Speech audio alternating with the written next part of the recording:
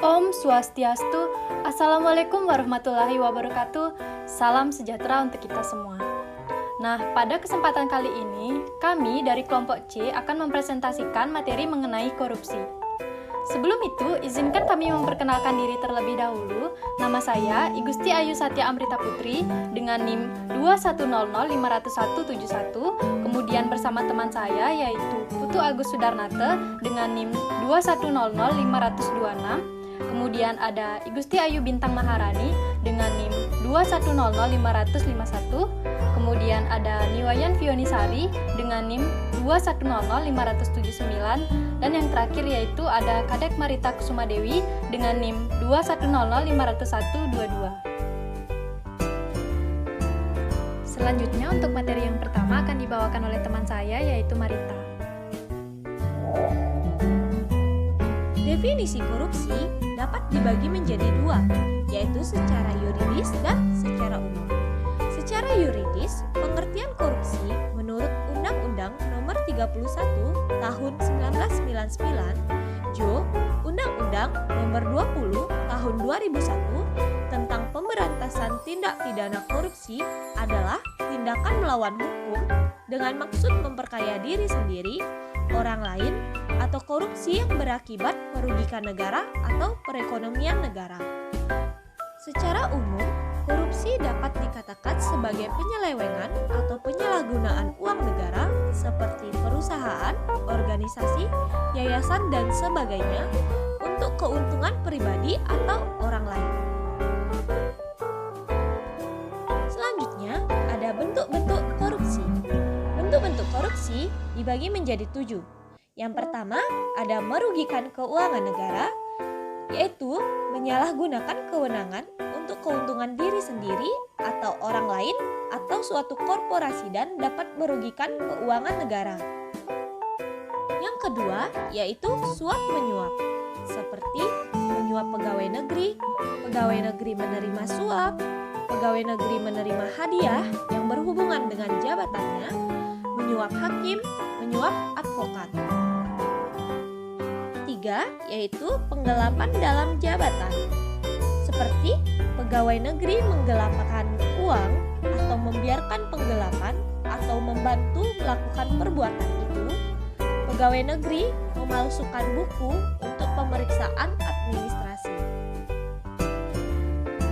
Yang keempat, yaitu pemerasan, seperti pegawai negeri menyalahgunakan kekuasaan untuk memaksa seseorang memberikan sesuatu, membayar atau menerima pembayaran dengan potongan atau mengerjakan sesuatu untuk dirinya. Yang kelima, yaitu ada gratifikasi, seperti pegawai negeri yang berhubungan dengan jabatan atau kewenangannya menerima gratifikasi dan tidak lapor KPK dalam jangka waktu 30 hari. Yang keenam, yaitu benturan kepentingan dalam pengadaan, seperti pegawai negeri turut serta dalam pengadaan yang diurusnya. Yang terakhir, nomor 7, yaitu perbuatan curang, seperti pemborong atau ahli bangunan berbuat curang, rekanan TNI atau Polri berbuat curang, menerima barang untuk keperluan TNI atau Polri. Apa saja faktor penyebab seseorang melakukan tindakan korupsi? Nah, ada 3 faktor penyebab seseorang itu melakukan tindakan korupsi, antara lain 1. Faktor pribadi. Faktor pribadi ini terdiri dari 1. Gaya hidup konsumtif, di mana orang gaya hidup konsumtif selalu merasa kekurangan. 2. Sifat serakah. Rasa ingin lebih inilah yang dituruti pelaku korupsi sehingga menuntaskannya dengan cara korupsi. Yang kedua, ada faktor organisasi. Faktor organisasi terdiri dari 1. Sistem akuntabilitas yang tidak memadai. 2. Menutupi tindakan korupsi dalam organisasinya. Yang ketiga, ada faktor masyarakat. Faktor masyarakat terdiri dari 1. Nilai di masyarakat memungkinkan korupsi. 2. Kurangnya kesadaran masyarakat akan korban korupsi. Bagaimana upaya pemberantasan korupsi? Nah, upaya pemberantasan korupsi dapat dibagi menjadi 3 strategi. Yang pertama, yaitu strategi preventif. Strategi preventif adalah usaha pencegahan korupsi yang diarahkan untuk meminimalisasi penyebab dan peluang seseorang melakukan tindak korupsi. Yang kedua, strategi detektif. Strategi detektif adalah usaha yang diarahkan untuk mendeteksi terjadinya kasus-kasus korupsi dengan cepat, tepat, dan biaya murah, sehingga dapat segera ditindaklanjuti. Kemudian yang terakhir yaitu strategi represif. Strategi represif adalah usaha yang diarahkan agar setiap perbuatan korupsi yang telah diidentifikasi dapat diproses dengan cepat, tepat, dan dengan biaya yang murah, sehingga para pelakunya dapat segera diberikan sanksi sesuai peraturan perundangan yang berlaku. Dasar-dasar hukum yang mengatur tindakan pidana korupsi. Undang-undang. Yang pertama, UU Nomor 3 Tahun 1971 tentang Pemberantasan Tindakan Pidana Korupsi. Yang kedua, Ketentuan MPR Nomor 11 MPR 1998 tentang Penyelenggaraan Negara yang Bersih dan Bebas KKN. Yang ketiga, UU Nomor 28 Tahun 1999 tentang Penyelenggaraan Negara yang Bersih dan Bebas KKN. Yang keempat, UU Nomor 20 Tahun 2021 GUU Nomor 31 1999 tentang Pemberantasan Tindakan Pidana Korupsi. Yang kelima, Peraturan Pemerintah Nomor 71 Tahun 2000 tentang tata cara pelaksanaan peran serta masyarakat dan pemberian penghargaan dalam pencegahan dan pemberantasan tindakan pidana korupsi. Yang keenam, UU Nomor 30 Tahun 2002 tentang Komisi Pemberantasan Tindakan Pidana Korupsi. Yang ketujuh, UU Nomor 15 Tahun 2002 tentang tindakan pidana pencucian uang. Nomor 8, Peraturan Presiden Nomor 54 Tahun 2018 tentang Strategi Nasional Pencegahan Korupsi Standar PK.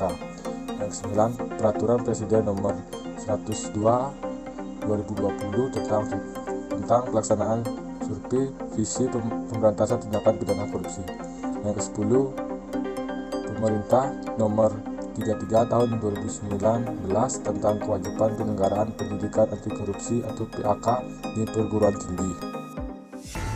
Selanjutnya saya akan menjelaskan mengenai salah satu contoh kasus korupsi yang ada di Indonesia, yaitu kasus korupsi bantuan sosial COVID-19, di mana detail kejadiannya yaitu Menteri Sosial Juliari yang merupakan pengusaha batubara telah ditetapkan sebagai tersangka oleh KPK mengenai kasus dugaan korupsi pengadaan bantuan sosial penanganan COVID-19, di mana status tersangka Juliari ini turut menjerat pejabat Kemensos dan sejumlah pihak yang menjadi pemberi suap. Nah, perkara ini berawal dari pengadaan bansos penanganan COVID-19 yang berupa paket sembako di Kemensos RI tahun 2020 dengan nilai sejumlah 5,9 triliun rupiah. Nah, KPK mengungkapkan adanya kesepakatan fee dari tiap-tiap paket pekerjaan yang disetorkan para rekanan kepada Kemensos melalui Metius. Nah, pada pelaksanaan paket bansos sembako periode pertama diduga diterima fee sebesar 12 miliar yang pembagiannya diberikan secara tunai oleh Metius kepada Juliari melalui Adi dengan nilai sekitar 8,2 miliar. Nah, sementara untuk periode yang kedua pelaksanaan paket sembako terkumpul uang fee dari bulan Oktober sampai Desember 2020 sejumlah sekitar 8,8 miliar yang diduga akan dipergunakan untuk keperluan Juliari.